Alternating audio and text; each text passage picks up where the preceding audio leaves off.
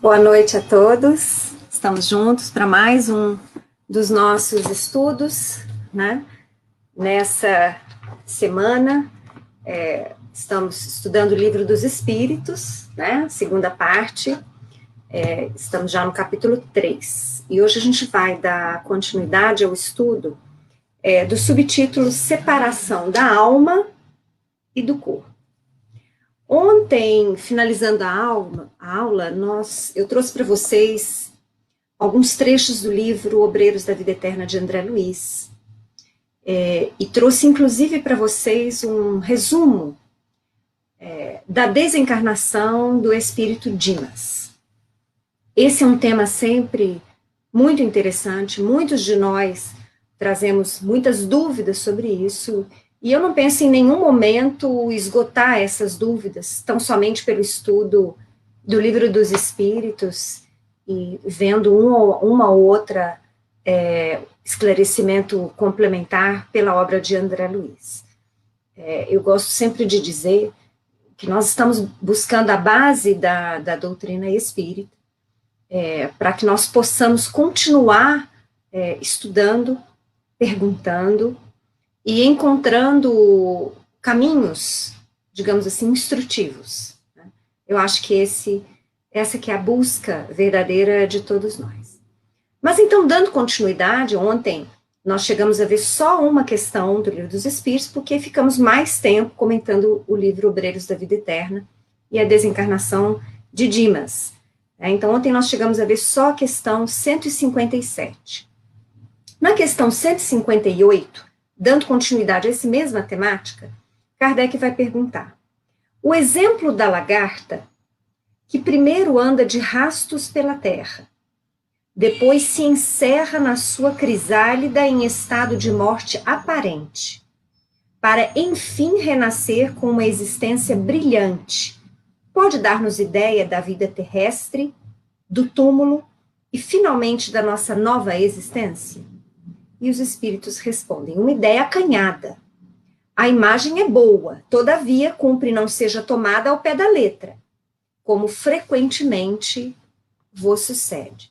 Por que os espíritos talvez nos alertaram para que nós não tomássemos essa imagem da lagarta, do casulo, né, e do renascer com borboleta ao pé da letra?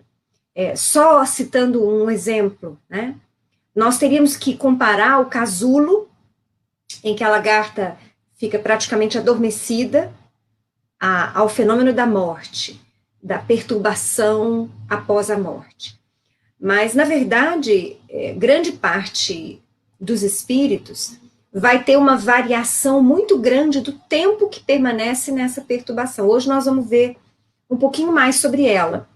Então, nós não vamos ficar, digamos assim, adormecidos como a lagarta, né? Alguns vão, outros nem tanto. Vamos continuar, então, para compreender um pouco mais os esclarecimentos dos espíritos sobre isso. Na questão 159, Kardec pergunta: que sensação experimenta a alma no momento em que reconhece estar no mundo dos espíritos? Quer dizer, como será que será a nossa reação quando o nosso corpo físico, nós o deixarmos e nós realmente nos dermos conta que já estamos na espiritualidade? Como será que é esse tomar ciência do espírito, né? Que sensação nós vamos ter? E aí os espíritos falam: depende. Se praticaste o mal, impelido pelo desejo de o praticar, no primeiro momento te sentirás envergonhado de o haveres praticado. Com a alma do justo, as coisas se passam de modo bem diferente. Ela se sente como que aliviada de grande peso, pois que não teme nenhum olhar prescrutador. Nós já tivemos a oportunidade de comentar em outras questões que Kardec não poderia abranger uma grande variação de situações no plano espiritual. Quer dizer, ele deu cabo a essa codificação ainda no século XIX, e não havia nada anterior a estes esclarecimentos. Ou seja, ele tinha que trazer uma base segura, para que aí sim, depois disso, nós pudéssemos entrar com estudos dos pormenores, das especificações. Então, Kardec Ele não procurou no Livro dos Espíritos destrinchar absolutamente tudo. Ele procurou em dar uma base, principalmente orientando para que nós aprendêssemos a raciocinar, aprendêssemos com a lógica que existe nas leis divinas e na vida, nessa vida eterna que nós possuímos, tanto encarnados quanto desencarnados. Então, Kardec traz aqui uma orientação, digamos assim, base, para que nós aprendamos a pensar e para que nos utilizemos do bom senso. Então, nós estamos aprendendo com Kardec no Livro dos Espíritos e vamos aprender com ele também nas demais obras, inclusive na Revista Espírita, a pensar. Nós precisamos relembrar que até Kardec, no século XIX, as igrejas tradicionais, as igrejas dogmáticas, no mundo ocidental, porque nós estamos falando do mundo ocidental, do mundo cristão, né, nós tínhamos um pensamento muito, muito engessado. Nós éramos praticamente impedidos de pensar e de questionar. Então, Kardec está trazendo uma renovação, mas também trazendo uma nova forma de pensar, de analisar os esclarecimentos. Mas por que eu estou falando tudo isso só para comentar essa questão 159? Porque aqui Kardec traz uma visão geral e simplista. Aquele que praticou o mal tem vergonha do mal que praticou, e aquele que tem o coração e a consciência puros se sentem libertos, se sentem aliviados.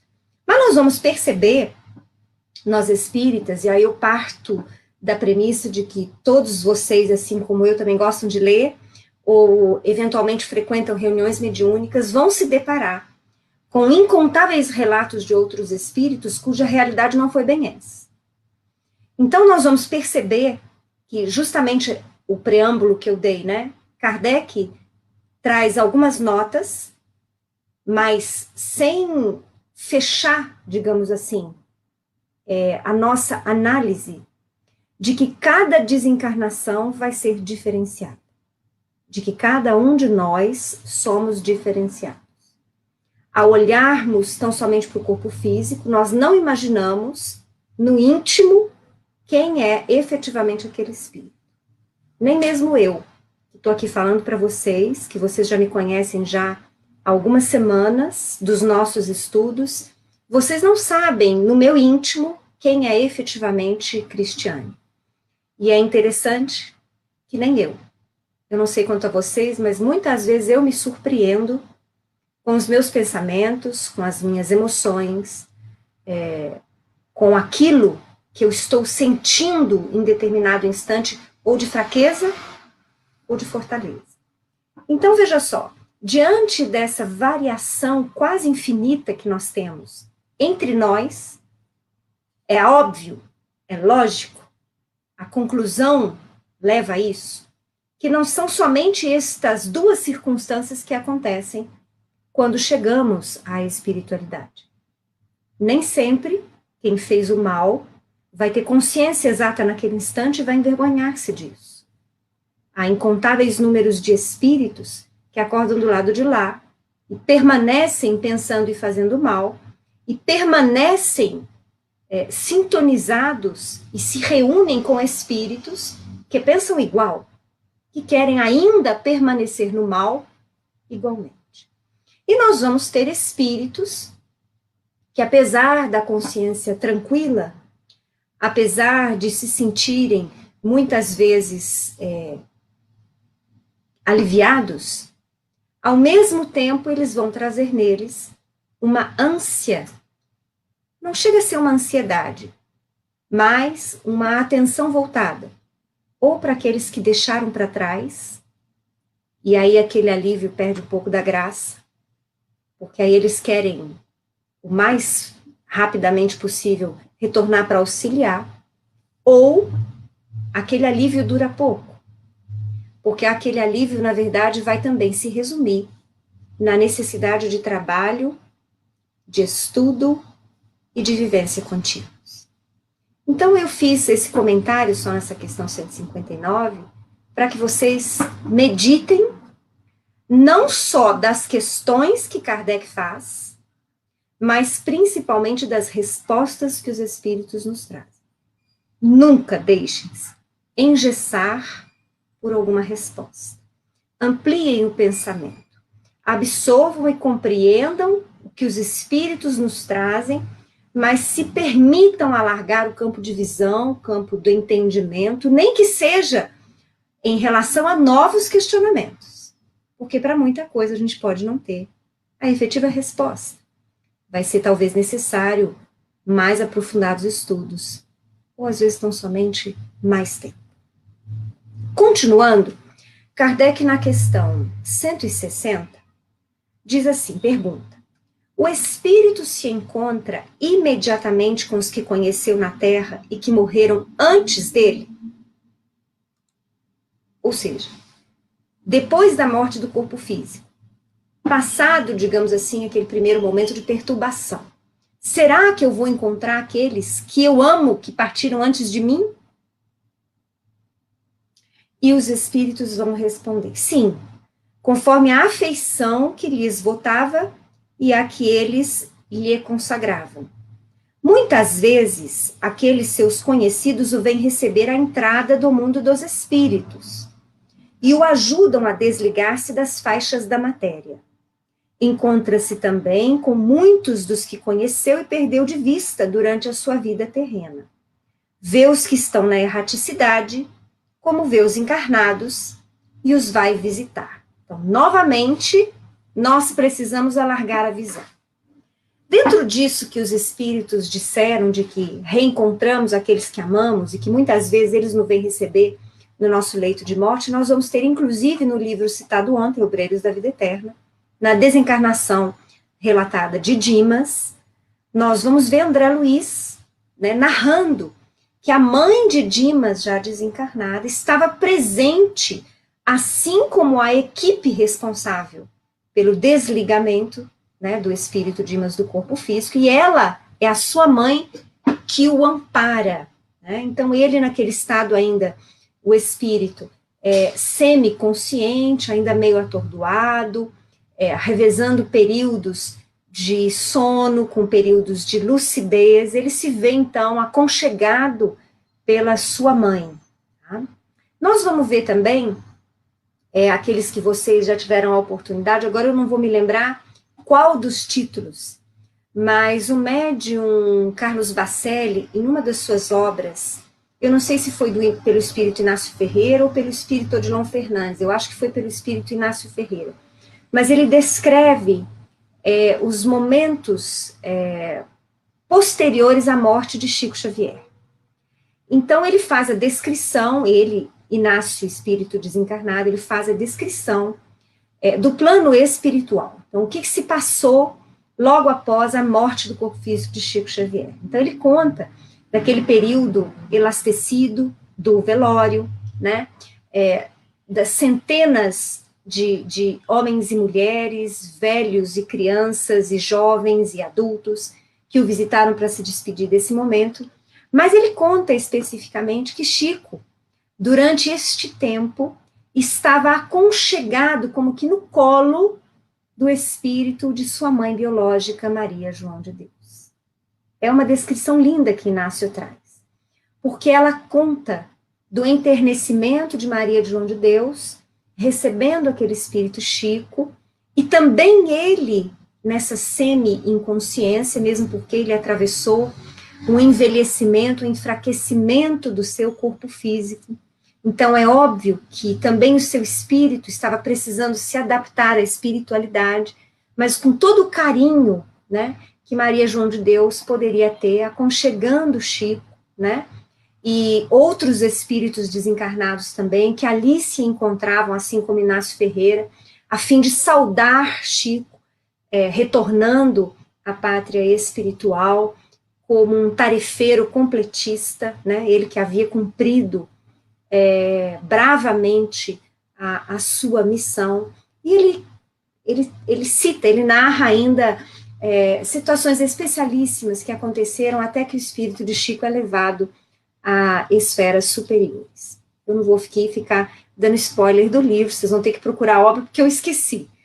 Quem me conhece sabe que eu, às vezes, lembro o contexto, lembro a narrativa que traz o livro, mas não consigo me lembrar do título. E hoje eu confesso a vocês que eu me esforcei, mas não consegui lembrar.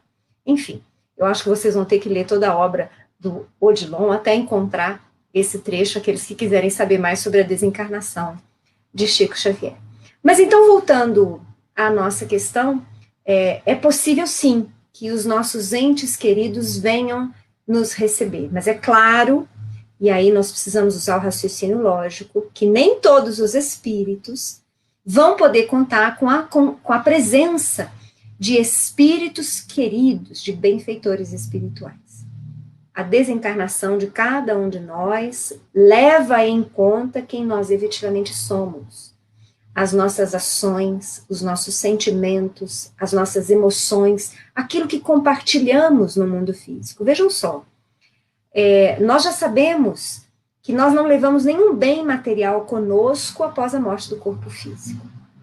Mas é muito interessante uma afirmativa que Divaldo faz, que ele diz assim, que tudo aquilo que damos de nós multiplicamos ao recebê-los na espiritualidade. Então, aquilo que nós damos de nós, aquilo que nós dividimos, o que nós servimos, basicamente isso que tem um significado muito grande naquilo que iremos colher no momento da nossa desencarnação, na nossa chegada ao mundo espiritual. É claro que espíritos que se dedicaram à prática do mal, à prática da corrupção, à prática da crueldade em todos os seus níveis na Terra, sejam nos níveis materiais, mas também nos níveis morais, porque a crueldade moral também é terrível. Então, estes espíritos que se comprazem na prática do mal ainda, são nossos irmãos imperfeitos, nossos irmãos ignorantes em relação à prática do bem, à harmonia, ao equilíbrio. Via de regra, estes irmãos serão muitas vezes acolhidos ao chegarem na espiritualidade por aqueles espíritos desencarnados que com eles sintonizavam na prática desequilibrada no plano físico. Então, nós atraímos a todo instante, quando encarnados, pelas nossas ações, pelos nossos pensamentos e sentimentos, nós atraímos espíritos harmonizados ou espíritos em desequilíbrio. Também não seria diferente no momento da desencarnação, é isso que vai se dar. Mas no final dessa resposta, vocês devem ter percebido, os espíritos falam algo muito interessante. Ela se sente como que aliviada, quer dizer, a alma, que tem a consciência pura, se sente como que aliviada de grande peso. Desculpa, eu estou lendo a resposta errada. Vamos lá na questão 160, no final dela. Vê os que estão na erraticidade, como vê os encarnados e os vai visitar. Não são poucos os relatos de espíritos que, apesar da relativa lucidez no momento da desencarnação, podem se despedir dos encarnados. Agradecer pelo corpo que serviu, muitos deles acompanham o enterro, a fim de expressarem a sua gratidão pelo corpo que o serviu, durante, às vezes, muitas décadas. Alguns, inclusive, há muitos relatos na Revista Espírita de Kardec, no momento da morte, naquele momento imediato, seu pensamento é tão grande em determinado alguém que ainda está encarnado, que ele vai visitar, o seu perispírito se desloca e muitas vezes a pessoa na qual ele estava pensando fortemente, a pessoa o vê instantaneamente, ou sente a sua presença e naquele instante sabe, fulano morreu. Ou algum fenômeno, às vezes até físico, se dá. A pessoa acorda muitas vezes, visualiza aquele espírito ou percebe, tem uma intuição muito forte de que aquela pessoa que ele também ama acabou de desencarnar. Então existem muitos fenômenos ligados a esta força da vontade, ao pensamento. Tá? Então é muito interessante, mais uma vez, nós reforçarmos que não há nenhuma desencarnação igual. Nós somos únicos. Como únicos, nós experienciaremos esse momento de transição de forma única.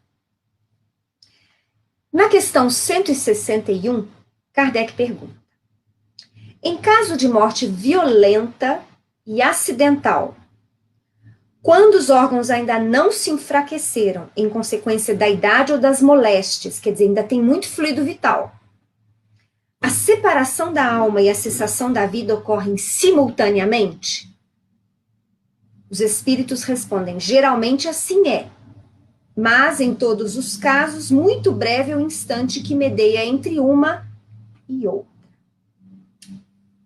No texto que eu separei aí para vocês, que vocês estão vendo na tela, nos casos de morte violenta, e eu ressaltei, e acidental. Por quê? Porque no caso dos suicidas, nós já conversamos um pouco sobre isso. Em geral, há uma demora entre esse desligamento absoluto do espírito em relação ao corpo físico.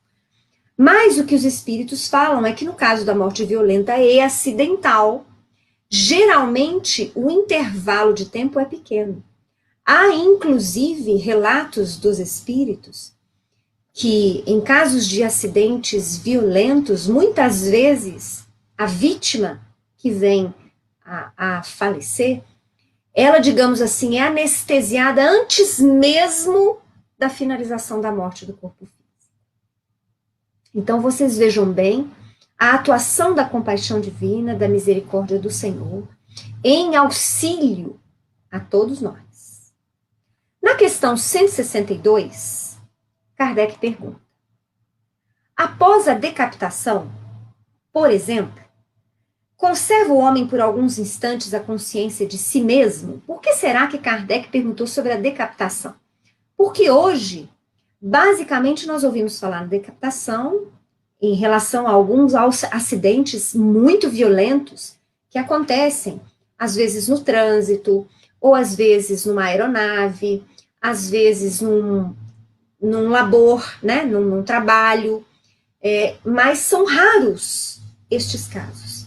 Por que será que Kardec sentiu a necessidade de mencionar isso no Livro dos Espíritos? Porque a França viveu períodos tenebrosos, quando da Revolução Francesa, quando centenas de pessoas foram mortas através da decapitação. Então, eu acredito que isso ainda era relevante para a sociedade parisiense, para a sociedade francesa, né? Assim como em determinado momento, no Evangelho segundo o Espiritismo, os espíritos também vão falar acerca do duelo.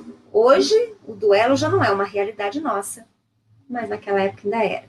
É preciso, então, que nós nos situemos também no tempo para podermos analisar as questões e as respostas. Então, Kardec perguntando sobre a decapitação, se o homem conserva a sua consciência naquele instante, quer dizer, no momento em que a cabeça é cortada, se ele está consciente de si. E os espíritos respondem: não raro a conserva durante alguns minutos, até que a vida orgânica se tenha extinguido completamente. Mas também, quase sempre, a apreensão da morte lhe faz perder aquela consciência antes do momento do suplício. Então, nós vamos ter aí duas hipóteses que Kardec trouxe para ampliar de modo geral o entendimento. Então, nós vamos ter aquele que, mesmo depois da decapitação, o espírito permanece quase que assistindo o que está acontecendo. Se angustia por breves instantes, até que a vida se extinga em definitivo do corpo físico. E outros, que tamanha é a sua apreensão por conta da morte que ele vai sofrer, que ele apaga antes mesmo do momento fatídico da decapitação. Mas será que só existem essas duas hipóteses? Voltamos a falar que não. Eu acho que nós teríamos que ouvir aí mais de uma dezena de espíritos que tiveram esse tipo de morte violenta, para que nós pudéssemos, então, compreender efetivamente como é diferente a sensação, o sentimento de cada um deles naquele momento. Nessa questão, Kardec vai trazer um comentário muito interessante. Ele diz assim: trata-se aqui da consciência que o supliciado pode ter de si mesmo como homem e por intermédio dos órgãos, e não como espírito. Se não perdeu essa consciência antes do suplício, pode conservá-la por alguns breves instantes. Ela, porém, cessa necessariamente com a vida orgânica do cérebro, o que não quer dizer que o perispírito esteja inteiramente separado do corpo. Então, Kardec aqui dá uma informação importante, que enquanto o cérebro está funcionando, no caso dessa morte por decapitação, muitas vezes o espírito ainda tem consciência. Depois que o cérebro deixa de funcionar, essa consciência já não existe mais. Ao contrário, em todos os casos de morte violenta, está aí escrito para vocês, quando a morte não resulta da extinção gradual das forças vitais, mais tenazes os laços que prendem o corpo ao perispírito e, portanto, mais lento o desprendimento completo. Então, mais uma vez, nós vamos nos remeter no entendimento de que a desencarnação tem profunda ligação com quem efetivamente somos como espíritos, mais apegados ou mais desprendidos, mais humanizados, mais animalizados, de consciência mais leve, de consciência mais pesada, tudo isso vai interferir. Então, nos casos de morte violenta, nós temos um grande percentual ainda de fluido vital no corpo físico. Porque a morte que advém de uma doença prolongada, ela naturalmente vem com a própria diminuição muito acentuada do fluido vital. Por isso que os desligamentos, após doenças muito longas, em geral, são mais suaves. Enquanto que nas mortes violentas, o espírito pode ficar e pode sentir um efeito muito penoso após a morte do corpo físico, justamente por conta desse excesso de fluido vital. Bom, vocês vão me perguntar assim, poxa, mas então, explica pra gente o seguinte, você está falando que dependendo da nossa moralidade, do nosso desprendimento ou do nosso apego, nós temos uma desencarnação mais suave ou uma desencarnação mais penosa. No caso, por exemplo, de mortes violentas, por acidentes, por exemplo, mas eu sou um espírito desprendido. Eu sou alguém, não que sou santo, mas que tentei dar conta das minhas tarefas diante da obra de Jesus. Então, que tarefas são essas? Tarefas de desenvolvimento da caridade, da humildade, do respeito, da tolerância, da honestidade. Então, eu tentei, eu me empenhei. Algumas coisas eu tive êxito, em outras eu não tive tanto êxito. Como é que eu fico se eu tiver uma morte violenta? Pelo relato dos espíritos, nós podemos concluir que espíritos, vamos dizer assim, que já se encontram mais aptos a aceitarem melhor a nova situação no mundo espiritual, estes espíritos são rapidamente socorridos, atendidos pela espiritualidade fraterna. Via de regra, muitos são adormecidos.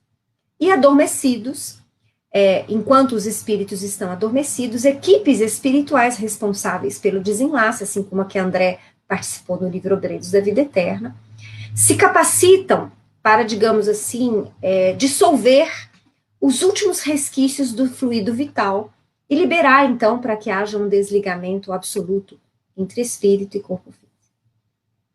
Já em espíritos mais apegados à matéria, mais cruéis, que pensam o mal, que fazem o mal, que muitas vezes nunca pensaram na continuidade da vida física, então nunca se interessaram, nunca tiveram curiosidade sequer pela continuidade da vida, que muitas vezes apegaram-se à vida material como se fosse um animal, comer, dormir, fazer sexo, né?